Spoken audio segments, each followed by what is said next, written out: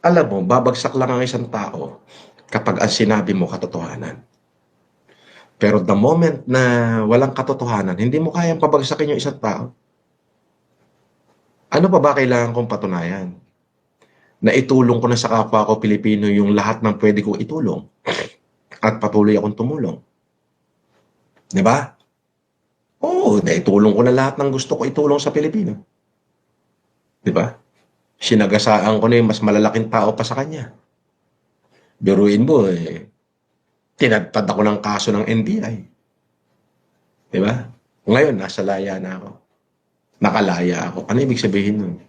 Inosente po ako.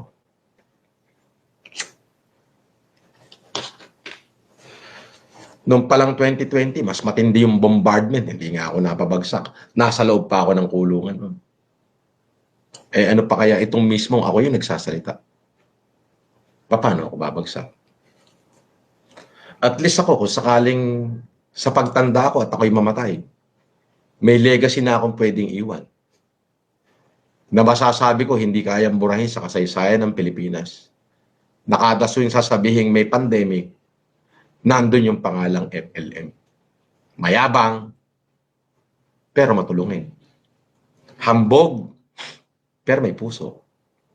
Di ba? Hindi ako naging makasarili. Di ba? Ganun lang kasimple yun.